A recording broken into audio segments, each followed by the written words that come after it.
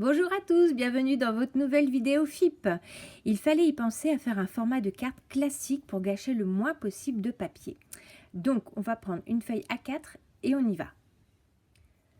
Peu importe le format dans lequel on est, si on est plus dans ce sens-là ou plus dans ce sens-là, la démarche sera sensiblement la même. Je prends mon fidèle massicot, je prends une feuille A4 et la première chose que je vais faire, c'est marquer un pli. Donc, pour faire ce format-là, qui est à peu près celui qu'on utilise le plus souvent, c'est-à-dire qu'il s'ouvre comme ceci, on va venir marquer notre pli à 10 cm et demi, c'est-à-dire la moitié de notre A4. C'est parti. Vous allez voir, c'est très facile. Je marque le pli. Attention, on ne coupe pas. On marque.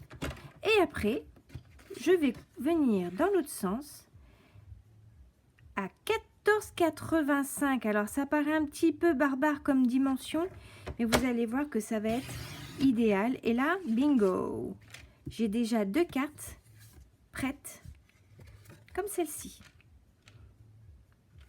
Première possibilité. Si vous préférez ce format-là, même pas peur. On prend une autre feuille A4 et on viendra marquer le pli à 14,85. Vous allez voir, c'est des dimensions qu'on a l'habitude d'utiliser après très fréquemment. L'avantage, c'est qu'on ne perd pas de papier. Et en faisant deux petits coups de règle, enfin deux petits coups de massicot, on fait deux cartes. Là, j'ai marqué mon pli. Et maintenant, je coupe à 10,5. Et voilà. J'ai deux cartes de prêtes. Ce que je vais faire, c'est que je vais les plier. Le petit bourrelet à l'intérieur, on cache toujours ces petits bourrelets, hein. Toujours. Pareil pour celle-ci. Et là, j'ai déjà 4 supports de cartes qui sont prêtes et je les mets dans ma petite boîte. Ok, pour celle-là, attention, deuxième FIP pour le même prix. Les dimensions de cette carte à l'intérieur, celle où en général on fait notre décor, c'est pareil, c'est tout le temps les mêmes. Donc un autre A4 et on va venir couper notre papier à 10 cm. Jusque là, pas de complication.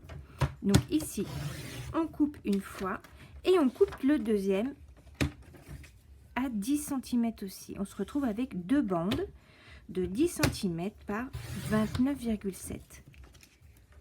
On viendra les superposer parce que le super massicot Stampin' Up, il va pouvoir les couper en même temps. Et on va venir ici à se mettre à 14,35. Attention, c'est précis, hein, pas 36, hein, 35. Et on les coupe. On vient chercher la deuxième partie. On soulève le massicot s'il veut bien. Et pareil, on les coupe à 14,35. Et voilà, j'ai 4 petites cartes. Alors évidemment, je les ai faites en blanc, mais on peut les faire avec n'importe quelle couleur, hein. C'est pas la couleur qui fait la découpe, hein. J'ai 4 petites cartes de prêtes pour faire mes fonds de cartes. Et qu'est-ce que je fais? Eh ben oui, je les mets dans ma réserve. Hop là, comme ça, là, j'ai plein de petites cartes qui sont prêtes. Si j'ai pas beaucoup de temps, mais si j'ai une urgence pour faire une carte d'anniversaire ou quoi que ce soit, bing, bing, bing, bing, bing, je pioche là-dedans et c'est terminé. Et regardez ce que j'ai comme chute, bah quasiment rien. Là, j'ai bien optimisé ma page. Voilà ce que j'ai comme chute. Record battu, non? Si vous voulez les garder pour faire éventuellement un message, mais moi maintenant, je les jette. Le bonus de votre vidéo FIP, ça sera les dimensions des cartes en PDF.